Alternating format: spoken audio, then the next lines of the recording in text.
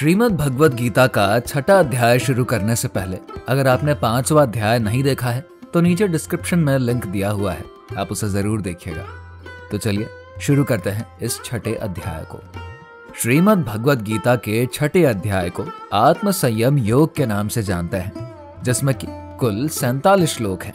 5वें अध्याय में भगवान श्री कृष्ण ने अर्जुन को कर्म योग और कर्म संन्यास के महत्व के बारे में बताया था। उन्हीं के उपदेशों को जारी रखते हुए श्रीमद् भगवद गीता के छठे अध्याय की शुरुआत होती है। इस अध्याय में भगवान श्री कृष्ण अर्जुन को योग के महत्व, मन और आत्मा की जागरूकता और ध्यान योग के मार्ग की व्याख्या करते हैं और बताते हैं कि इंसान अपने मन को कैसे वश में कर सकता है, आत्म उद्धार के लिए क्या उपाय है और एक सच्चे योगी के लक्षण क्या होते हैं। तो चलिए अब इस अध्याय की हम शुरुआत करते हैं।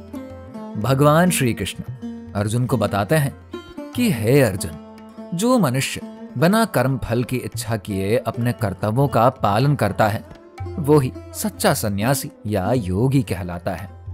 केवल कर्मों का त्याग करना या अग्निहोत्र जैसे कर्म कांड ना करना उन्हें सन्यासी नहीं बनाते हैं। सन्यासी वही है जो अनुशासित होकर अपने कर्म करता है और स्वयं को परमात्मा से जोड़ने का प्रयास करता है। किसी भी व्यक्ति को योगी बनने के लिए पहले अपने स्वार्थ, इच्छाओं और कर्मों के फल को त्यागना होता है। जब कोई मनुष्य अपनी इंद्रियों और इच्छाओं पर नियंत्रण पा लेता है तब वो योग की स्थिति में पहुंच जाता है। आगे बताते हुए भगवान श्री कृष्ण कहते हैं कि मनुष्य को अपने उद्धार का कार्य स्वयं करना चाहिए। मन स्वयं का मित्र भी है और शत्रु भी है। अगर मन को नियंत्रण में रखा जाए तो ये मनुष्य का सबसे बड़ा मित्र बन जाता है। यदि मन अस्थिर और चंचल हो तो यह मनुष्य का सबसे बड़ा शत्रु भी बन जाता है। जो व्यक्ति अपने मन को वश में कर लेता है वो जीवन की हर परिस्थिति में शांत और स्थिर रहता है। सर्दी, गर्मी, मान अपमान, सुख दुख, किसी भी स्थिति में उसका मन विचलित नहीं होता है और ऐसे लोगों की श्रद्धा भगवान में अडिग होती है।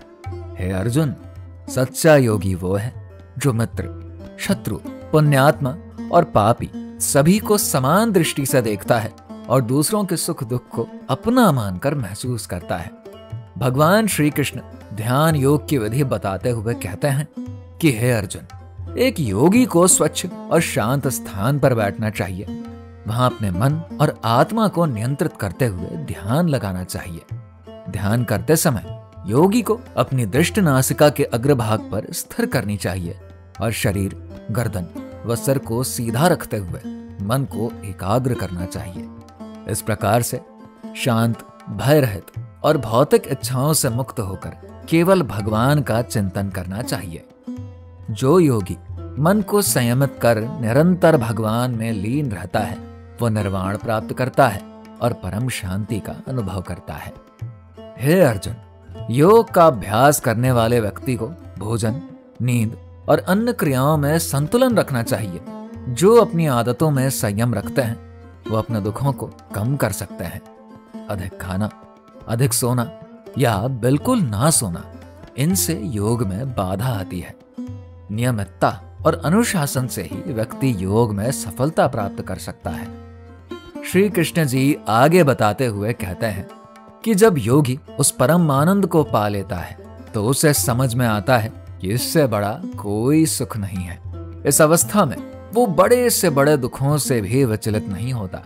इसके बाद अर्जुन भगवान श्री कृष्ण से पूछते हैं कि मन बड़ा चंचल और तेज है, इसे वश में करना तो हवा को रोकने जैसा कठिन है। तब भगवान श्री कृष्ण इस बात पर सहमति जताते हुए कहते हैं कि मन को वश में करना कठिन है, लेकिन अभ्यास और वैराग्य से इसे नियंत्रित किया जा सकता है।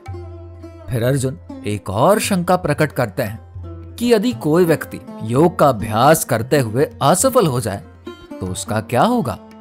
इतना सुनते ही भगवान श्री कृष्ण कहते हैं कि ऐसा व्यक्ति ना तो इस लोक में और ना ही परलोक में नष्ट होता है।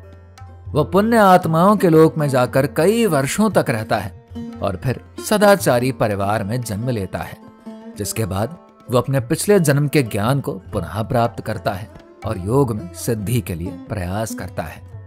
ऐसे योगी अपने पूर्व जन्म के अभ्यास के कारण जीवन में जल्दी ही भगवान की ओर आकर्षित होते हैं।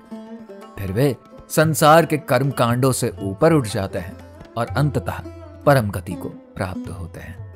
इसीलिए हे अर्जुन, आप भी सच्चे योगी बनिए। इसी के साथ ही श्रीमद् भगवद गीता का 6वां अध्याय समाप्त होता है। तो अगर आप अगले यानी 7वें अध्याय को देखना चाहते हैं तो हमारे चैनल को सब्सक्राइब करना मत भूलिएगा।